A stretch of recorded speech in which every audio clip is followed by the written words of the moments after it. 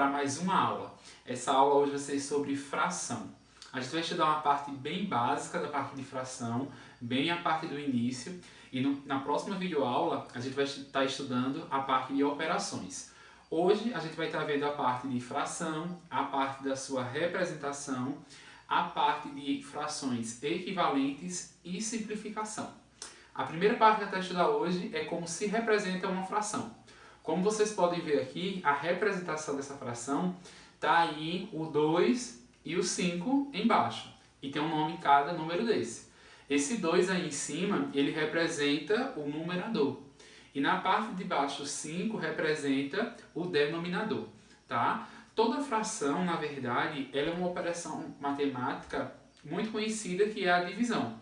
Então, nesse caso aqui, eu poderia também dizer que esse 2 ele vai ser dividido por 5. Tá? É só mais uma forma de representar essa fração. Outra coisa que a gente vai ver agora é como é a representação da fração. Por exemplo, aqui no lado tem essa figura, esse círculo, que ele está dividido em 8 partes. Tá? Se vocês contarem, vocês vão ver que tem 8 partes aí. E sempre essa parte total, a quantidade que ele foi dividido, o total sempre vai ficar embaixo, na parte denominador. E esse 5 aí em cima quer dizer quantas partes foram pintadas, ou seja, 5 partes. Então, essa fração ela foi representada 5 sobre 8, ou 5 oitavos, tá? Ou seja, 5 partes de 8 estão pintadas. Eu poderia também perguntar a vocês, nesse exemplo daqui, qual é o complemento dessa fração, quanto é que falta para complementar ela. Então, sempre para complementar, quando uma questão pede dessa forma, é o número de cima, quanto falta do número de cima para chegar no número de baixo. Ou seja, aqui está faltando 3 em cima para chegar no 8. Então, para completar essa fração, né, seria 3 oitavos. Beleza? Outra forma de representação está aqui. É muito comum nas questões ele perguntar uma parte dessa figura, quanto é que ele representa. Nesse caso aqui está representando 1/5, porque a figura está cortada em 5 partes e cada parte dela vai representar 1/5, ok? Agora a gente vai estudar a parte de equivalência. O que quer dizer equivalência? Igual, eu vou multiplicar uma fração e multiplicando o seu numerador e seu denominador, eu vou chegar em uma nova fração. E essa nova fração ela é igual à fração anterior, tá? Ela é uma fração equivalente. Então, por exemplo, aqui no exemplo tem 1 sobre 3. Então, esse 1 sobre 3, você pode representar ele da seguinte forma. Se eu multiplicar o número de cima por 2, eu vou chegar a 2. E eu multiplicando o número de baixo por 2, eu vou chegar a 6. Ou seja, a fração equivalente a 1/3 é 2/6. Ok?